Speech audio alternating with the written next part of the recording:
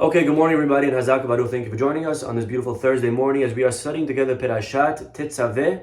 And our Perashah, sometimes as we read these Perashiyot, the clothing of the Kohen Gadol, and this Perashah doesn't really relate to us. We feel like it has nothing to do with our lives. This has to do with A, Kohanim, B, Kohen Gadol, and C, even them only when we had a Beit HaMikdash. So even if you're a Kohen, even if you're a Kohen Gadol, it's irrelevant today because we don't have a temple, no one's wearing these clothing. So what exactly are we wasting, so to speak, our time learning these Perashiyot? That's how sometimes we feel. But I'd like to begin and share with you an amazing Gemara, Masechet Zevahim, okay? Masechet Zevahim is a Masechet that's not commonly learned unless you're in yeshiva, in a brisk yeshiva, then you're learning Zvachim all day long. This Gemara is found in Masechet Zvahim, page 88, Daf Pehet, side B, Amud Bet. Amar Rab Einini, okay? I'm not sure if you've ever heard of him. Rav Einini Bar Sason. Says this rabbi, Lama nismecha perashat korbanot leperashat bigdei kehuna. If you look in Leviticus chapters 1 through 7, it discusses the korbanot. And then right after that, in Leviticus chapter 8, it talks about the priestly vestments. And the Gemara wants to know, why are they juxtaposed? In Hebrew, that's called, anyone know? Samuch. Okay? Semuchim. Many times Rashi will ask, why is this chapter juxtaposed to that chapter? What do they have in common? Why did the Torah put them back to back? And here the Gemara wants to know, why are korbanot next to the clothing of the Kohen, or Kohen Gadol? Lomar lecha, to teach you, ma korbanot mechaperin, just like offerings affect atonement. We all know that when you bring a korban, it atones. The word korban, by the way, comes from the word karov. What does karov mean? To come close. When a person brings a korban, the result is that they come closer to HaKadosh Baruch Hu. So just like a korban atones and brings us closer to Hashem, af bigdei kehuna mechaprin, so too the priestly garments offer atonement. And take a look at what the Gemara wants to say, and we're going to go through the 8 pieces of clothing and take a look and let us see which sin each clothing atones for. You ready? First, Ketonite. Ketonite was his long robe that he wore on his body. Okay? What does the Ketonite atone for? Says the Gemara, Ketonite mechaperet, it atones for the sin of shefichut damim, bloodshed, murder. What does Ketonite have to do with murder? Shne'emar, we know the story of Yosef. When they sold Yosef, what did they dip in blood? It says, Vayishhetu se'irizim, they slaughtered a ram, a goat, and Vayitbelu et ha'ketonet badam. They dipped Yosef's robe, Yosef's tunic, in blood. So you see, Ketonit is related to blood. Okay, very interesting. Michnasai, then you have the next clothing. So far we saw the first one. Number 2 is the shorts or the boxers that he wore. What does that atone for? Very obvious. Mechaperet al giluy arayot. That atones for immorality. Okay, very simple, because that's where the person wears it. It covers the sins of immorality. Shne'emar ve'asa lahem mechnese bad, like the pasuk says in Shemot, you shall make them linen trousers to cover their flesh of their nakedness. So that is what that atones for. Number 3, mitznefet. What's the mitznefet? That's the hat. Mitznefet mechaperet al gasei haruach, that atones for arrogance. Menayin, how do we know? Amar bihanina. Because the hat is the highest clothing that he has, and it atones for the element of height, of arrogance, which is a person who feels that they're above and higher than everybody else. So the hat atones for arrogance. Next, number 4, avnet, the belt that he wore, the inner belt. There were 2 belts, the inner belt and the outer belt. The inner belt, avnet, mechaper al hirhur alev. That atones for bad thoughts. Why? Hechadeite. Because that's where it is. It's over the heart, and we know that the thoughts come from the heart, the feelings, right? It doesn't feel right, that's over the heart. Hoshen, then you had the breastplate. Mechaper al hadinin, that atones for corrupt judgment. Shneimar ve'asita hoshen mishpat, because the Torah calls it the breastplate of mishpat, of judgment. Ephod, then he had the apron that went around his waist. Mechaper al avodat kochavim, that atones for idolatry. Like it says, en ephod utrafim, this is a pasuk in Hosea, meaning that when there is no ephod, the sin of terafim, i.e., idol worship, is found. Therefore, it may be inferred that if there is an ephod, there is no sin of idol worship. Okay? Number 7, me'il, that's the outer, long, beautiful robe. And what does the me'il atone for? Me'il mechaper al lashon hara. The outer robe, the beautiful techelet, it was made out of like a beautiful blue, or whatever techelet is. It was atoning for lashon hara. How do we know? Menayin amar Rabbi Hanina, because look at this beautiful proof. Yavo davar shebakol, let the garment that makes noise come. Veyechaper al kol hara, let it come and atone for the tongue that makes noise that's inappropriate. And therefore the me'il, we know, on the bottom of the me'il were the bells and the pomegranates. And therefore the bells and the pomegranates that are on the bottom, the me'il makes noise. The pasuk says, "Venishma kolo bebo'o el hakodesh," that his sound should be heard when he comes into the room. Whenever the Kohen would walk, you would know where he is. The Kohen Gadol, you would hear the beautiful bells making sounds, and you would quickly, you would stand up, you would prepare yourself, you would know, all rise, the judge is in town, the Kohen Gadol is coming in. Venishma kolo bevo'o el hakodesh. Okay, so that is the pasuk in regards to the me'il. Okay, just try and find it real quick.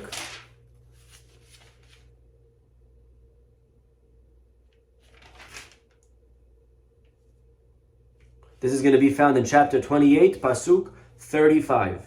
Okay? So around the bottom of his beautiful robe, there was bells and pomegranates. Venishma kolo bevo'el hakodesh lifnei Adonai ubtzeto, when he comes in and when he leaves, so that he not die, velo yamut. And finally, the final clothing is the tzitz. And the Gemara says, tzitz mechaper al azut panim, it atones for brazenness. And it brings the pasuk, ve'aya al metzach, because it's the forehead, and the forehead has to do with brazenness, etc. And so today I want to focus, my friends, on the one connection. First of all, what does all of this mean? Is it like magic? You wear the tzitz and now we get forgiven for all the chutzpah. We wear shorts and now all the Jews could get forgiven from immorality. How does that work? It doesn't sound like Judaism, right? Other religions maybe offer that. You could mess up, you put a few dollars in the pushka, you say a few paragraphs and you're forgiven. Is that really how low we've sunken? You just quickly do a couple of... Kohen Gadol does his thing, he wears his clothing, and I could sin and do all my averot and I'm clean now? How does that work? Of course, it's not magic. The Baal HaKedah says that each clothing has a message pertaining to that sin. And if we heed the warning, if we learn the lessons from the clothing, then we will be able to avoid the sin. That's what it means. So it's not just magic that he wears the shorts and then we get forgiven for arayot. He wears the me'il and we get forgiven for lashon hara. Of course not. It means that if we pay attention to the lesson of the me'il and we learn from the clothing, we'll be able to avoid in the future lashon hara. And once we avoid it, then retroactively we'll be forgiven, because that's one of the steps of teshuvah. A person does teshuvah and they get forgiven for their sins. So today I want to talk about lashon hara and the me'il that corresponds to it. And again, simply the Gemara says the me'il makes noise, and we have to learn not to make noise with our tongues. But I want to show you something beautiful from Rabbi Bernstein, and sharing maybe a deeper idea, a deeper message on how exactly what lesson are we to learn from the me'il? What's the message from the robe of the Kohen Gadol, and how can we apply that to our lashon hara, and maybe walk away a little bit stronger and more careful in what we talk and how we talk about other people. Why do people speak gossip? By the way, rule number one, very important, there is a very big false assumption or notion. There is a assumption that people have, and that is that Lashon Hara is allowed if it's true. It's true. I don't lie. That's what people think. There is a misconception that if it's true, it's allowed. First halacha of Chafetz Chaim in his book Lashon Hara. First halacha, Lashon Hara is asur, even if it's true. There you have it, my friends. Even if it's true. Lashon Hara is forbidden, even if it's true. By the way, if it's not true, then you're guilty of another sin. A separate Avirah. Anyone know what it's called? What is it called if you spread something that's a lie? It's called Motzi Shem Ra. It means you're bringing out a bad name about the person. That's a separate Avirah. Lashon Hara, by definition, is when it's true and it's still asur. You know that they do certain things. You know that they have certain problems, and you spread it about them. That's Lashon Hara. Now again, there's always cases and exceptions where Lashon Hara is allowed. There is rechilut. There's for constructive purposes. There's cases that a person needs to speak Lashon Hara. If a person is asked for shidduchim, or a person is asked in regards to hiring somebody, and you know, so speak to your local Orthodox rabbi. Please speak to your LOR and find out when and how Lashon Hara is permissible. But in general, we have to be very careful in the cases that it's not, and more often than not, it's not permissible. There's a beautiful story told of Rav Shlomo Zalman Auerbach, that his sister once came to him asking him about a boy in his yeshiva that was recommended as a shidduch for her own daughter. So she came to ask her brother, who better to ask than the Rosh Yeshiva himself? He has the inside scoops about every single kid, right? By the way, when you're in shidduchim, you're going to realize that you need to find someone that cares about you more than about the other party, and ask them about the other party. That's the goal. Then you find out the truth. Otherwise, they're going to lie to you, right? If you ask someone that's their friend, if you ask their references, it doesn't help to ask their references, because their references are people that they put on there on purpose because they know all the good things about them, and they're going to only share the good things about them, and their references are there for them. Their references are not going to tell you the truth necessarily, okay? So what you really want to do is find someone that knows them but cares about you more, and then say, hey, listen, I know you know them. What do you know? Is there this? Is there that? Be specific. Okay?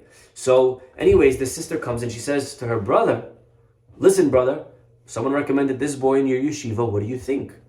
And Rosh Shlomo Zalman Auerbach said, oh, he's a fine boy. He's a good boy. I like it. Okay, great. She wraps up. She gets up to leave. And as she reaches the end of the block, her brother starts running after her. Wait, one second. He runs after her and he stops her. And she turns around, she says, oh my God, is everything okay? And he says, everything's fine. I just wanted to tell you one thing. The boy that you asked me about for your daughter, he's a good boy, but he's not for her. There's certain things he's not ready, he's not for her. She says, oh my gosh, thank you so much for telling me. But why'd you say the opposite just a minute ago? Why didn't you tell me that before? And Rav Shlomo Zalman Auerbach said, because before, my wife was in the room and she was listening. She has no right to know this. You have to know this for shidduchim purposes. You have to hear. For you, it's constructive. For you, it's letoelet. For you, I'm allowed to say, but I'm not allowed to say it even for my wife to overhear. That is a different level of awareness of halakha, my friends. That is somebody who realizes what the halakha is, what the halakha is not. So, one of the most frequently used get out of jail free cards is the toilet card. We love playing the toilet card. We feel like we're allowed to say anything. It's the toilet. It's kind of like when you're talking to someone and you say no offense, right? So once you say no offense, now you can say whatever you like. You can embarrass them, because you said no offense, right? So you excuse yourself once you play the no offense card. So people think, it's the toilet. Okay, the toilet. I'm allowed to say anything I want. Of course, that's not true. You can't say anything you want. We have to really analyze and study well and in depth the laws of letoelet. Is it really? Or is it not? So So coming back, my friends, to Lashon Hara, why do we speak gossip? I'm not talking about the truth. I'm not talking about lies. Lies, we're not allowed for a different sin. I'm talking about Lashon Hara, which is the truth, Lashon Hara. Why do we speak it? And often we'll realize that we justify it because we say, well, they have flaws. And they have flaws. That person does these things. They are very annoying in this area. They're very obsessive. They're very needy. They're always this. They smell. They talk a lot. Right? They have flaws. I'm just telling people about truthful flaws. We have to realize everyone in life has pros and cons. And it's up to us whether or not we choose to see the good or the bad in the people around us.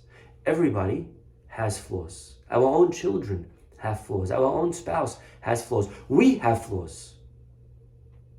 Okay, but how do we react when we go to parent-teacher and the teacher says, your child is a bully, your child is talking disrespectfully in class, your child is spacing out, your child doesn't do her homework, your child. How do we respond? A lot of times, right? Most of the times, the parents defending their children, which is our job as parents, to defend our children, what do? We stand up and we say, you don't know my child. You don't know the first thing about them. You know how nice they are at home. You know how caring they are. You know how much chesed they do. Don't talk to me about bullying. They're the sweetest. They're the nicest. Maybe there's something that you're doing to make him insecure. Right? So we realize that there's a flaw, but we shift our focus. And instead of looking at the one bad thing, we look at the 100 other good things. And what we do with our children, what we do with ourselves, every morning when we look in the mirror and we say, wow, look at this beautiful human being right here in front of the mirror. If only every Jew in the world was like me, Mashiach would have been here a long time ago, right? That's what a lot of times we think. We have to realize that the same way we say that for ourselves, and are we perfect? We're not perfect. If we're honest with ourselves, there's a lot of things, right? We have a lot of things that we have to fix. We have to work on our midot. We have to work on our patience. We have to work on how we judge other people. We have to work on how we speak. We have to work on our time management. We have to work on our anger. I'm sure we all have things that we have to work on. But overall, if I were to ask you, are you a good or bad person? Overall, I'm a great person. What do you mean? But you have these bad things. It's true. It's true, I have those bad things. But overall, the good outweighs the bad. There's a story of a kid who once came to his Rabbi. He says, Rabbi, I have to be honest. I have a very hard time not speaking gossip. I can't help it. I see all these people. They have all these things. And I can't help it. I like saying the truth about people. So the rabbi said, let me ask you, your father, is he perfect? He says, my father's not perfect, no. He says, wow, so it must be very hard for you to not speak gossip about him. So the kid says, what? Speak gossip about my father? If anyone dares speak about my father, I'll bury him on the spot. He says, well, what do you mean? You just said your father's not perfect and he has a lot of flaws. He says, yeah. But do you know how much good my father does? Do you know how much chesed my father does? Do you know how my father prays every day? No matter where he is, he goes with his tefillin and how he keeps quoting this and that. So the rabbi said, so look, your father, you're able to not speak gossip about, not because he's not perfect, but because you choose to see the good. And our job when it comes to the people around us, when it comes to the ones that we live with, our friends, people in our synagogue, there's people that we don't like them. Why don't you like them? I don't know, they're annoying. I don't know, they're a little bit weird. They have these flaws, they have these issues, they have these things. But our job is to ask ourselves, it's true, but did we ever take the time to care to look at the positive, to look at the virtues? Everybody around us has good and bad. But the problem is when we choose to only see the bad, And when we only know the bad, and we never took the time to care to look at the person and find out about the person and ask ourselves, what are their strengths, what are their virtues, what is the good that they do? A lot of times, people in your synagogue that you see that maybe break Shabbat, and you're like, oh yeah, horrible people, what's going on? They're playing music out loud on Shabbat. What is going on? Where is their derech eretz? Where's the respect?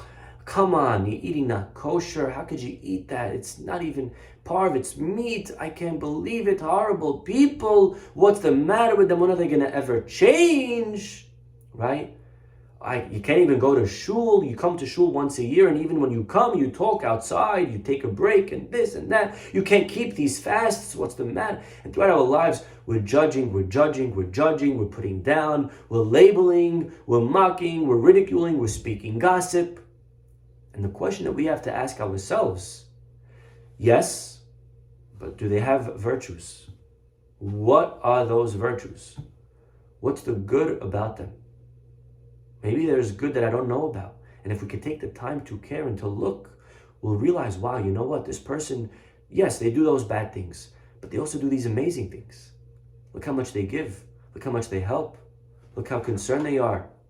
Look about, they have these things going on in their personal lives, and they're still so positive.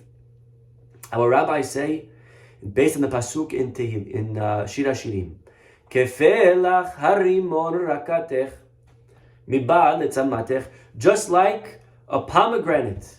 Kefelach harimon rakatech. Our rabbis expound this pasuk and they say it means even the rekanim, the raketech. What's rek in Hebrew? Anyone know what's rek? Rek is empty.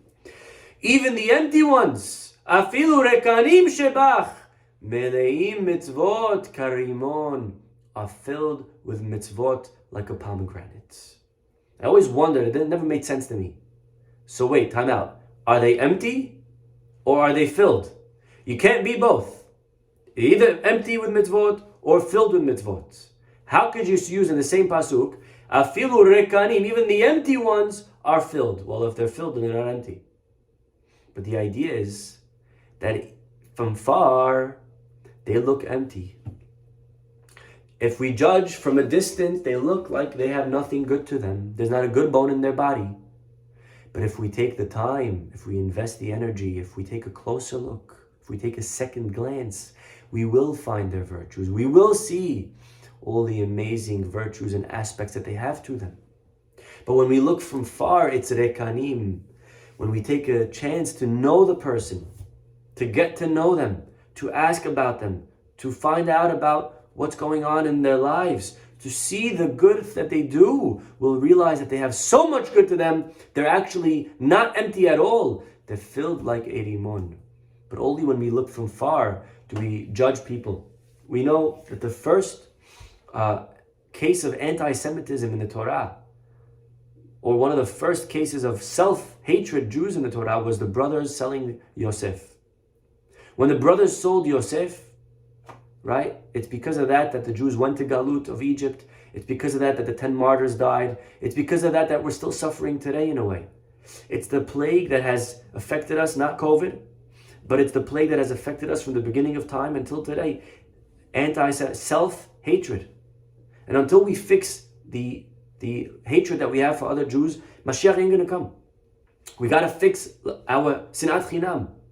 We got to start loving other people. And take a look at this pasuk, it's very telling.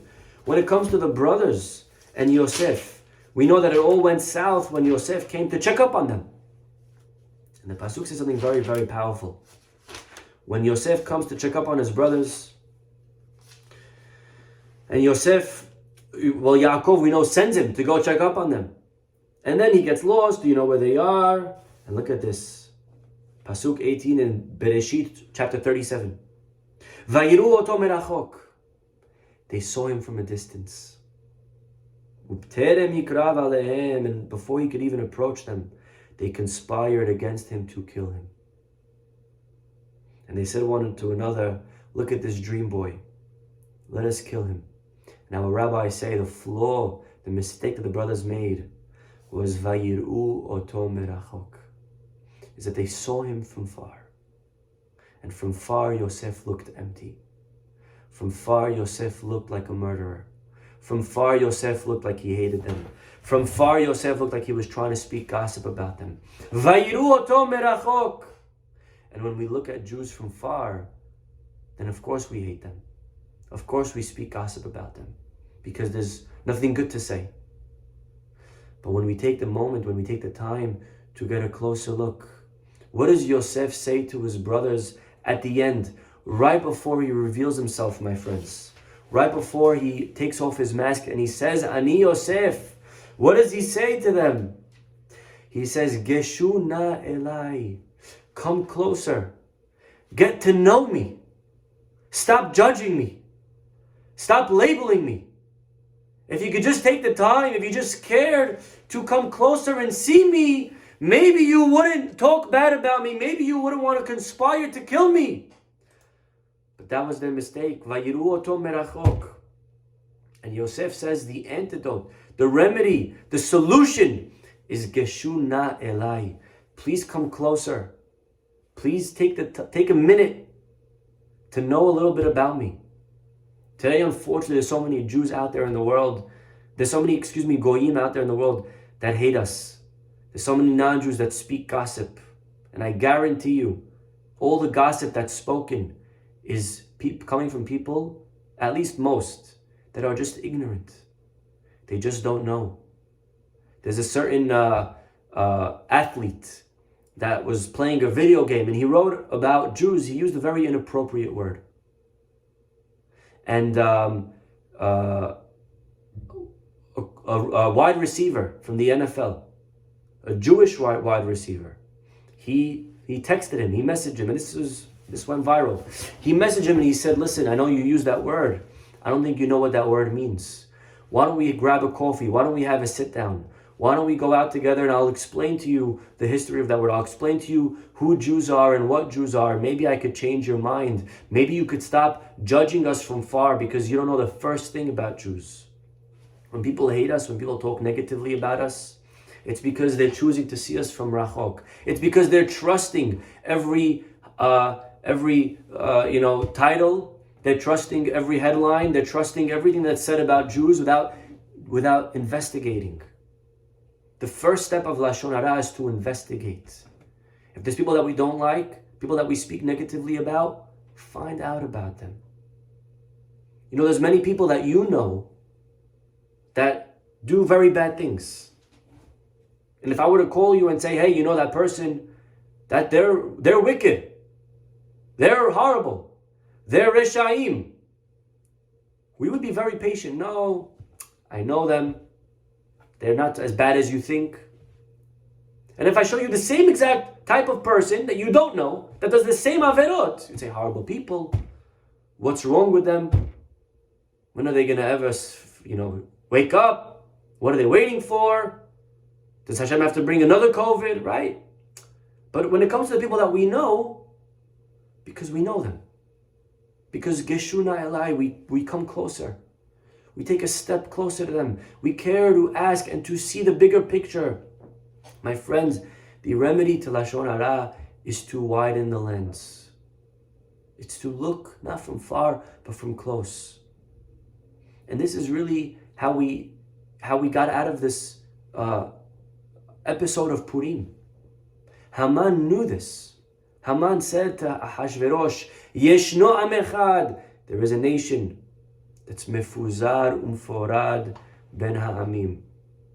Haman knew that the reason Jews will be able to be wiped out is because we're mefuzar umforad. The first Haman in history was Amalek. Amalek came to fight us out in the deserts. And how did we fight them? The pasuk says that Moshe would raise his hands. The Jews would look up, klapei ma'ala. They would look up and they would see Moshe's hands and they would win. And if Moshe's hands went down, they wouldn't look up, they would look down, and they would lose. And I always wondered, what kind of magic is this? They look up, they win, they look down, they lose. How does that work? But I heard something beautiful one time. And that is that when we're dispersed, when we're divided, Amalek wins. When we're mifuzar umforad ben ha'amim, then Haman wins. And that's why, what does Esther say? Lech kenos et kol ha'yehudim. Go out and gather the Jewish people. Because when we're together, when there's kenisa, when we stop speaking negatively about other Jews, Rabotai, we have to talk only good. Right? Doresh tov le'amo. We have to seek the good of other Jews. And I'm not talking about only individuals, I'm talking about sects of Jews. Groups of Jews. We have to talk positively. Yes, they do bad, and it's very easy to judge them. But overall, they do a lot of good. And if we don't know what that good is, we got to look for it. We got to take a second glance. We got to probe. We got to dig deeper. We got to ask, maybe there's more to this person that I don't know about. Or else we'll be guilty of Lashon Hara. Moshe Rabbeinu made this mistake, by the way. He focused on one small aspect. When God says to go free the Jewish people, he said, Vehem lo ya'aminu li. They don't believe me. They won't believe me. Moshe spoke gossip about the people. And what happened to his hand? It turned into leprosy. It turned into tzarat. You see, my friends, when they went to fight Amalek, it wasn't about looking up to the heavens. When Moshe raised his hands, he showed the people, look at my hands. Learn the lesson from my hands. Remember what happened to me when I spoke gossip. Don't speak gossip.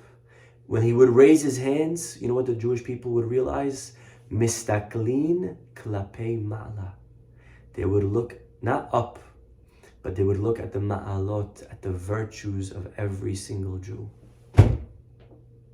When we're mistaklin klapei ma'ala, then we're able to increase and make room in our hearts for everybody else. And then we win. And then we win. You know what was around the bottom of the Me'il, my friends? Yes, there were bells, but what else was there? The Pasuk says, Pa'amon zahav verimon. What's a rimon? Pa'amon we know is a bell, but what's a rimon? A rimon, my friends, is a pomegranate. Kefelach harimon rakatech.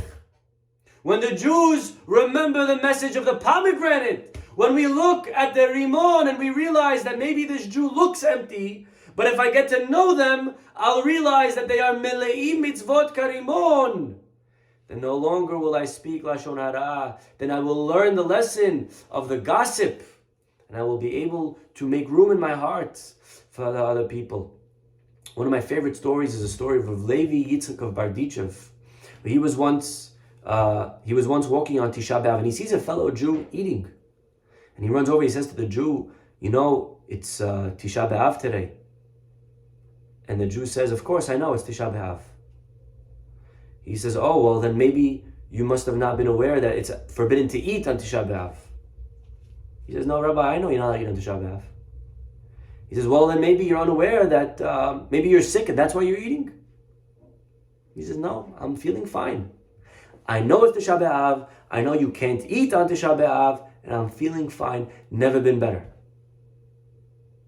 And Rav Levi Yitzchak of Bardichev, instead of getting angry at this chutzpah man, he turns up to the heavens and he says, Ribono shel olam, Master of the universe, look how amazing your children are. Here I gave this Jew 3 chances to lie, and yet he will only tell the truth. And this is the message, my friends, of the Me'il. When we are able to look at the virtues of other people.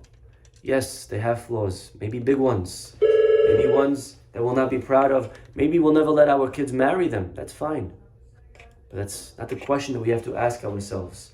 The question is, are we ro'eh otam merachok? Are we looking at them from far? Or are we able to take a step closer to them?